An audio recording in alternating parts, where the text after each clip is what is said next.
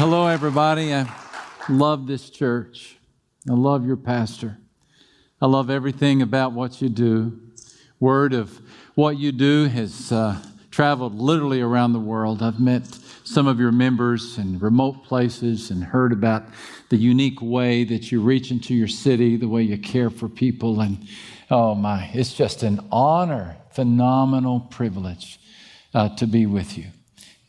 I've been in San Antonio at the Oak Hills Church now for a quarter of a century, and they are so happy when I travel. They are so tired of me. They cannot. They always tell me I preach too long. Another day, one of the services, somebody got up right in the middle of the sermon and started walking out. I stopped everything. I said, "Sir, where are you going?" He said, "Well, I'm going to get a haircut." I said, "Well, why didn't you get one before you came in?" He said, "I didn't need one before I came in." That's mean, isn't it? You'd never do that to Mark, would you? And then not long ago, I stepped in the restroom. We have those hot air hand dryers. You know, you'd hit the button and a blast of hot air comes out. And somebody on a sticky note had written, "For a brief message from our pastor, hit this button." Not really. It's a great church, and I'm so thankful to be a part of this great church and to share just a few words with you. Some time ago, I ran into a lady from our congregation in a grocery store of all places. I hadn't seen her in a while, and so we stopped and visited in the produce section. Asked her about her kids, asked her about her work. But when I asked her about her husband, that's when her chin began to quiver and her eyes began to fill with tears. And to use her words, she said, "Well, he traded me in on a new model." And we talked for a while, and we actually had a prayer right there between the heads of lettuce and the tomatoes. We prayed. And then after we prayed, here's what I told her. I said, "You're going to get through this. It may not be painless, and it may not be quick. But God can use this mess for something good. Amen. But in the meantime, don't be foolish or naive, but don't despair either. Because with God as your helper, you will get through this." Yeah, that's good. A friend called some time ago. He had just been laid off at work. He couldn't blame his dismissal on the economy or the company. It was his fault. He said some crude things, some inappropriate things at work, and his supervisor really had no other alternative but to let him go. So now he's in his mid-50s. He's unemployed in a struggling economy. His wife is mad. His kids are confused, and he's ashamed, just embarrassed. And after we talked for a while, I said, "You know what?" I said, "You're going to get through this. You are. I don't know if it's going to be painless, and I kind of doubt if it's going to be quick. But God will use this mess that you're in for something really good. Now, what's important for you is don't be foolish. Don't do something stupid. Now, don't be naive, but don't despair either. Because with God as your helper, you'll get through this." Not far from where I work, there's a truck stop. And this truck stop serves very good, greasy hamburgers. And I love to pop in there. This summer, they had a young girl who had a summer job at the truck stop. And we had a good conversation a couple of times. And on one occasion, she shared with me that her parents were recently divorced and that they were telling her to choose, live with mom or live with dad. She's only 15, 16 years of age. And she was pretty torn up about it. And I can understand why. And we talked about options and what she should do. And then before I left, you know what I said to her? I said, "You know what? You're going to get through this. You are. It may not seem like it right now. And it may not be quick. and it probably won't be painless. But God can use this mess that you're in for something good. So don't be foolish or naive, but don't despair. Because with God as your helper, you'll get through this. Who am I to tell people that? Where do I get the cheek? Where do I come off telling people that there's reason for hope in the midst of such crisis? Well, I actually came across that in a pit. A pit so dark and deep that the boy couldn't get out. And had he been able to get out, his brothers would have pushed him back in because they were the ones who put him there to begin with. The story is in the book of Genesis. And it's the story of Joseph, the son of Jacob. And you remember how it begins. And so it came to pass, when Joseph had come to his brothers, that they stripped Joseph of his tunic, the tunic of many colors that was on him. And they took him and they cast him into a pit. His story begins in a pit. And the pit was empty. There was no water in it. And they sat down to eat a meal. So it's an abandoned cistern. Jagged rocks and roots extend from the edge and from the side. And down inside we see the boy. At least he appears to be a boy, what with his downy beard and his spindly arms and legs, and his wrists are tied together and his ankles are tied together, and he's cramped, lying on his side down in the cramped space, and he's drooled and spittle is gathering in the sand, and his voice is hoarse from screaming. And it's not that the brothers don't hear him. The truth is, they hear him very well. Years later, when the famine has dampened their swagger, they will confess, "We saw the anguish of his soul when he pleaded with us, and we would not hear." These are the great grandsons of Abraham. This is the closest that the Bible comes to a royal family. These guys are going to have their names on the banners of the tribes of Israel. The book of Revelation says that in the New Jerusalem, the city of Jerusalem has foundation, and in that foundation are carved the names of these boys that we see right here. But today, their hearts are hard. They're bitter. Within earshot of their baby brother, whom they've just thrown down into a pit, they're drinking the wine and they're passing the bread. Their hearts are as hard as the Canaanite desert on which they sit. Here's why. Joseph was pampered like a prized calf.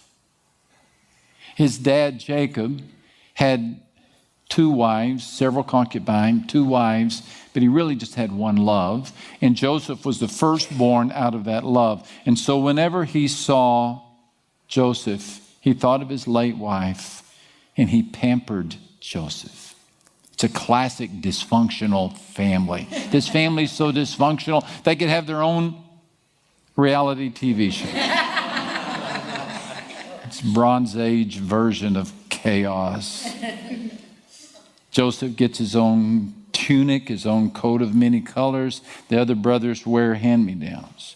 Joseph gets his own room. The other brothers have to sleep in the barracks. Joseph gets to stay home with daddy, little daddy's boy. And the other brothers have to go off and work. And one time when they were far away from home, 50 miles to be exact from home, Jacob sent Joseph to them with an errand, a message to deliver. And they saw the opportunity for what it was, and they took Joseph, and they had every intent of taking his life. And had they not been just a feather more greedy than they were bloodthirsty, they would have killed him. But then they had a chance to sell him. And so here he is in the pit.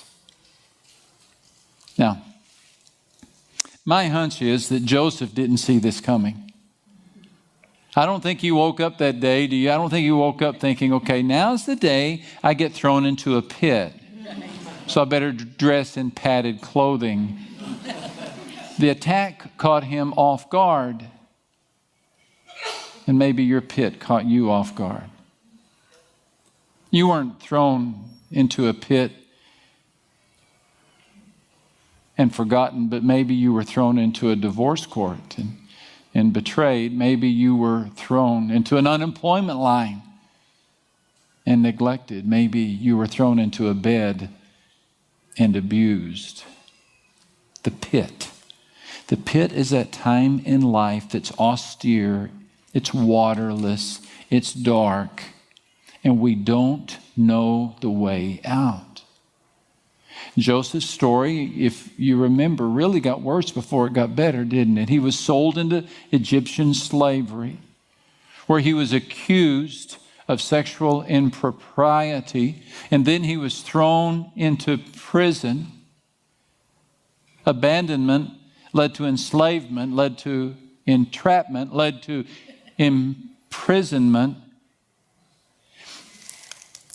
But the thing about Joseph, he never got bitter. He never gave up. He never let his hurt metastasize into hatred. In fact, he not only survived, but what? He thrived. Everywhere he went. The guy was like a helium balloon. He kept ascending to the top. They couldn't hold him down. Sold into slavery. Next thing you know, he's in charge of all the other servants. Thrown into prison. Next thing you know, he's in charge of all the other prisoners. And then in the most famous bounce back in the history of the universe, Pharaoh shoulder taps Joseph to become the next prime minister of Egypt. And literally from one day to the next, Joseph goes from the prison to the palace, where he guides the then known world through a 7-year famine, and in doing so saves his own family. What did he know? What did he know that enabled him to keep his balance? What did he know that enabled him to always land on his feet? What did he know that kept him from giving in to anger and bitterness or despair? What did he know that enabled him to get through this? We don't have to speculate. He told us. And really, some of his final words recorded in the Bible in a conversation he has with his brothers 40 years after this pit moment, when the roles are definitely reversed, and he is in the palace in the palace serving as prince, and his brothers, who have been under his protection for many years, come to him because they're afraid he's going to do to them what they did to him. Because Jacob had died, and they're afraid now Joseph is going to throw them in a pit. And Joseph, when he hears them begging for mercy, he basically says, now you just don't get it, do you guys? You just don't get it. Let me tell you what's going on here. Something else is happening. Something higher than you, something greater than you is happening. And here he gives the summary in Genesis 50 and verse 20. He says, as for you, you meant evil against me. You came with evil. You meant evil against me.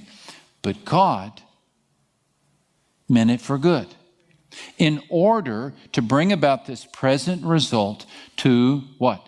Preserve many people alive. You meant evil against me, he said. You really did. You had every intent to hurt me, to destroy me. You came, here's the word, weaving evil. This is a Hebrew verb that comes from another verb that means to weave, to braid, to knit. They came with all of their threads of evil intent, and they created this tapestry of hurt. You meant evil against me, but God. But God. Someone else stepped in. Someone intervened. Someone else was at play. But God, and then using the very same verb, he says, but God meant it, intended it, or you could translate it, God rewove it. God took the very evil that you brought against me, and he rewove it into something good. Look at Joseph's understanding of suffering. Evil came at him, but God was on the throne, and God is so sovereign that he can take this evil and he can rebraid it. He can unbraid it and rebraid it and use it to do something good, such as protect the children of Israel. Because you see, Satan's intent was simple. If he can destroy Jacob and Jacob's sons and Joseph, if he can destroy all that's happening, then he can, in essence, destroy the lineage of Jesus Christ. So his intention was to step in and interrupt the coming of the Christ long before the family had a chance to become a nation. So, what does God do? Well, God lifts and relocates the brightest of the boys in a position where he can ultimately, as prince, provide safe haven, protective custody for the children of Israel, a small tribe of about 60 or 70 Bedouin shepherds who can come into Egypt and live in the protection of the nation because their brother's the prince, and then over the centuries multiply into a nation of 1 million plus. We see tragedy. God sees perfect plan. We see prison. God sees boot camp. We see Joseph sold into slavery. God sees Joseph fulfilling his intended purpose. What you intended for evil, Joseph came to realize, God used for good. You intended evil. He acknowledges that evil happens. He acknowledges that the pit was wrong. He acknowledges that being betrayed and abandoned by his own family is not right. But God can take the wrongness of the world and he can reweave it into something that ultimately causes us to say, you know what? It stunk at the time, but it hurt. But you know what? I got through it. In fact, God took that mess and he made it into something good. This is the promise that we find in the New Testament in Romans 8 and verse 28. The New Testament version of Genesis 50:20 is Romans 8 and verse 28. And Paul said, we know that in all things God works for the what? For the good. There's that word we're looking for. For the good of those who love him, who have been called according to his purpose. God works in all things. He takes the things of life and he works in the allness of them, the collection of them, the gathering of them. Individually, they're very difficult. But as he takes them and pulls them together as a part of his sovereign plan, we look up someday and say, now I see how God was working in that. It's not what I wanted. It's not what I requested. It's certainly not what I prayed for. But God used that for good. Just about every morning, my wife and I sit out on a porch at our house. We looked out over the beautiful Texas hill country, and we enjoy a cup of coffee. And some of the first words I say every morning are these. That's good. I drink the coffee and I say, that's good. Good. It's good. Now, what am I saying? Am I saying that a mug is good? Am I saying that plastic wrapping around coffee beans, that's good? Well, no. Am I saying that coffee grounds are good? That's good. No. Am I saying that a coffee maker is good? Well, no. Am I saying that hot water is good? Or a coffee pot is good? Or am I saying that napkins are good? No. What I'm saying is that when you take all of this and you put it together in the right measurements, with the proper ingredients, under the proper care of someone who is a barista, who knows what they're doing. Individually, they're not good. I mean, they're okay, but they're not great. But when they all come together at the right temperature with the right ingredients, when it's all come together, good happens. I'm not saying that cancer is good.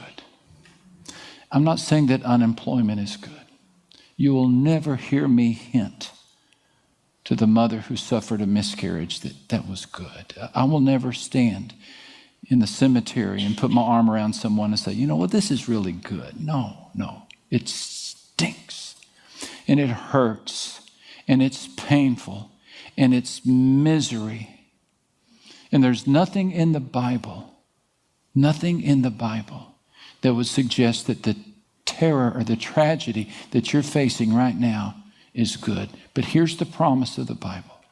God can take that which is bad, and he can use it for good, and he can turn it into good. He can redeem it. He can reclaim it. He can take what Satan brings, and he can perform a divine jujitsu of sorts. And that is the very power that comes at you will be recycled against the devil. So that the devil says, I thought I was selling that family. I thought extinction was in the plan, and I ended up being preservation. Yeah. What I intended as evil, what happened? And every time that which is intended for evil becomes ultimate good, because God has never abandoned the throne. Here's my question for you. Could it be that what God did then for Joseph, he will do right now for you? That what is intended as evil, what is intended as tragedy, what is intended to hurt you will actually be used to develop you, to strengthen you, and to advance the cause of God. Evil, but God is near or not does not matter. What matters is that God has said he is near. Don't equate the presence of God with a good mood. Don't equate the presence of God with a good mood. You say it, I say it. Oh, I feel so good. God is near. You can also say this. Oh, I feel cruddy. God is near. Because how you feel does not determine the presence of God, right? Okay? So lay claim to that. When you're in the pit, when you're in a difficult time, do not give in to that lie from the devil that says God is not near. You just say, okay, God is with me right here in the emergency room, right here in the foster home, wherever I am. I know God. I don't know what tomorrow holds, but I know God is here. Got to hang on to that. That's your parachute. You hang on to that. Lay claim to the nearness of God. Number 2, cling to his character. Cling to his character. Recite and rehearse the character of God. My friend J.J. Jasper lost his son in a dune buggy accident, just a 5-year-old boy. When the dune buggy flipped, his son died. From the emergency room, J.J. had to call the rest of the family. The boy was the youngest, and so the others were actually in their teenage years at the time. And he had to call them, and they were away at a summer camp. And I said, well, how did you tell your children that their baby brother had died? He said, well, as each got on the phone, I said, I'm going to tell you some really bad news. But before I do, I want you to think about everything you know that is good about God. Think about everything you know that is good about God. When times are bad, what is still good about God? That conversation left an imprint on me, and I made a list of everything I know that is good about God. And I keep it with me. In case crisis strikes, I want to have it handy. My list reads like this. No matter what, God is still sovereign. No matter what, God still knows my name. Angels still respond to his call. And the hearts of rulers still bend at his bidding. No matter what, the death of Jesus still saves souls. The Spirit of God still indwells saints. Heaven is still only heartbeats away. The grave is still temporary housing. God is still faithful. He's not caught off guard. He uses everything for his glory and my ultimate good. He uses tragedy to accomplish his will, and his will is right, holy, and perfect. Sorrow may come with the night, but joy always comes with the morning. Amen. You see, in changing times, you must lay hold of the unchanging hand of God. That's what makes the tragedy so difficult, because it's a change, and no one likes change, right? We want everything to stay the same, but it's not going to stay the same. But God does. So in the midst of a difficult time, then recite the characteristics of God. Here's a third idea. Pray your pain out. Just pray it out. I mean, this is the time to shake a fist. This is the time to lodge your complaint. This is the time to march up and down the lawn. This is the time to pound the wooden floor with your fists. This is the time to let God know, I don't like what you just did. That's okay for you to say. It's all right. God's not going to get mad. He's not going to have his feelings hurt. Did you know that in the Bible there is a book called Lamentations? What is a lament? It is a complaint. File your complaints.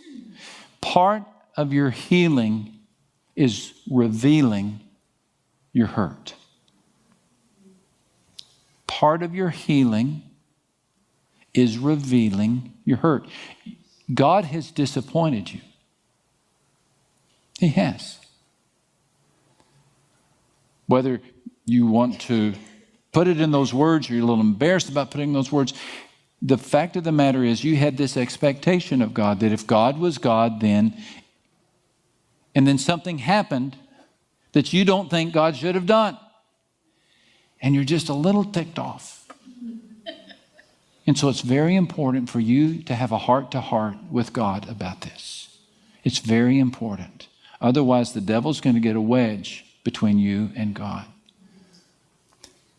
You got to go deep with God in dark times. It could be that God is using this time to really reveal more of himself to you. Maybe, could it be that you had the wrong understanding of God and he's just correcting it a bit? And he's allowing you to endure a tough time so that something can happen inside you. Could it be that you're asking God to change your circumstances when all along God is just using circumstances to change you? And these circumstances are important in your development. But you don't know that until you pray the pain out. I mean, you got to get heart to heart and honest with him. That's okay. It's really better for you to take it out on God than to take it out on other people. Okay? And my friend always says, it's better to shake your fist at God than to turn your back on him. So go ahead and pray your pain out. One more idea. Lean on God's people. Lean on God's people. Cancel your escape to the Himalayas. Come out of quarantine. I know you don't want to be around anyone, but exactly where you need to be is around other people. You need to be in a small group. You need to be connected to the church. You need to be a barnacle on the boat of God's church. Here's why. Jesus said, for where 2 or 3 are gathered together, there I am, or I am there in the midst of them. We tend to say, I'm going to go get away so I can find God. God says, well, I'm over here in the middle of all these people. If you're going to find me, come and hang out with others. Here's why. Somebody else has been through what you're going through. Someone has. And you'll meet them in a small group. You'll meet them at church. Jesus is right there.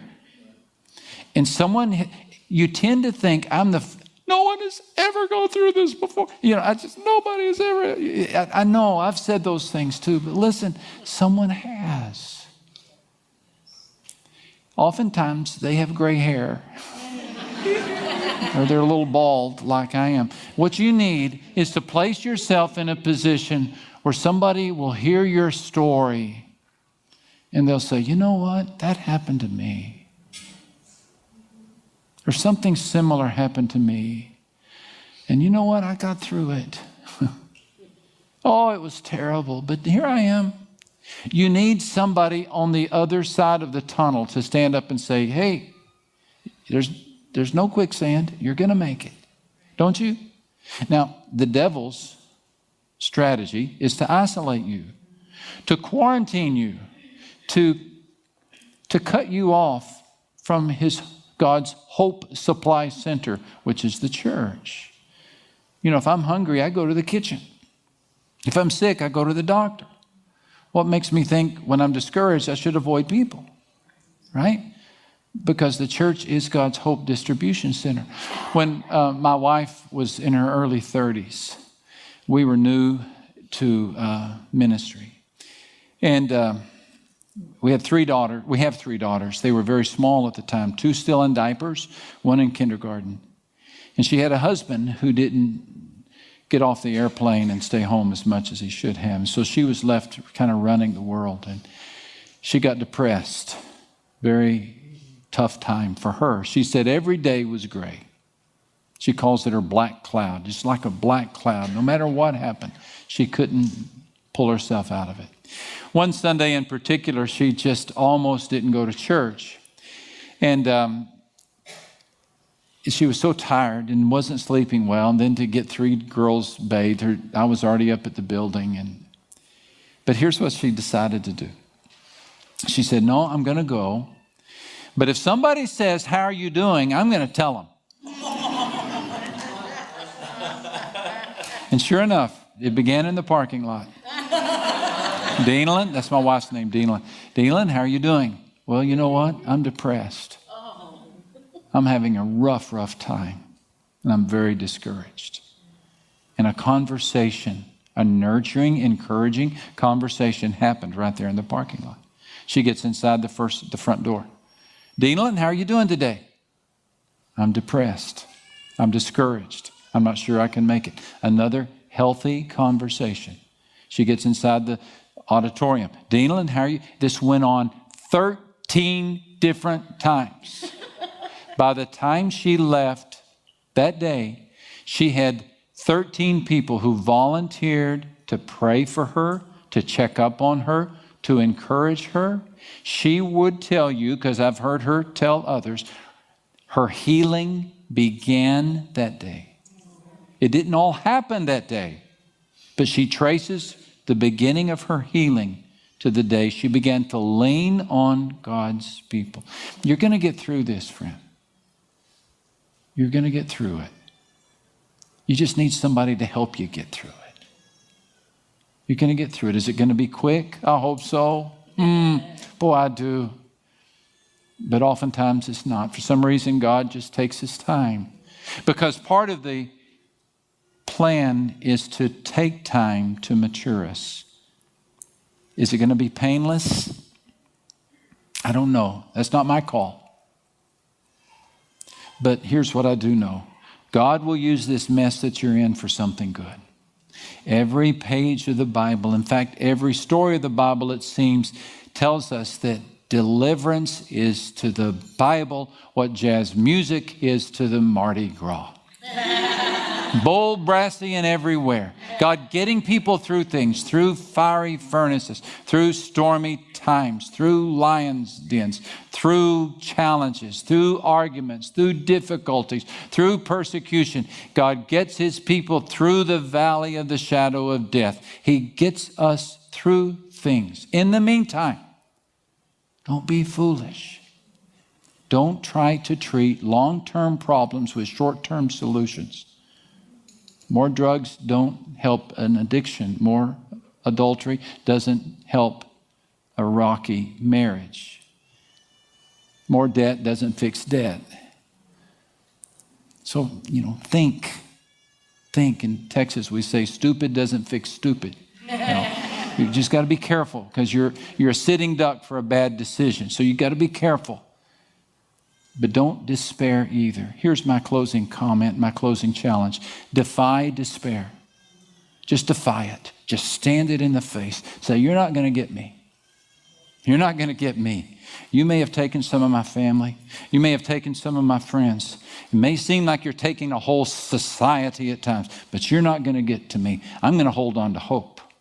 I don't know exactly what the solution is. I don't know exactly where tomorrow's going to take me, but I'm going to hold on to hope. I defy despair. You're not going to have me, because with God's help, with God as my helper, I know this: I will get through this. Amen. Lord, we thank you for your promise. We thank you for your presence. We thank you, Lord, for what you do for us and what you do in us. I know, Lord, that hearing this prayer are some of your sons and daughters who are very, very discouraged. I know it, Lord. And I believe you brought them to hear this message so that they could have enough strength to make it just one more day, to not give up, to not throw in the towel. Lord, the devil wants to interrupt them because they have something that this generation needs. They are a Joseph in their generation, uniquely equipped to take a stand for you in their circle. Lord, strengthen them today.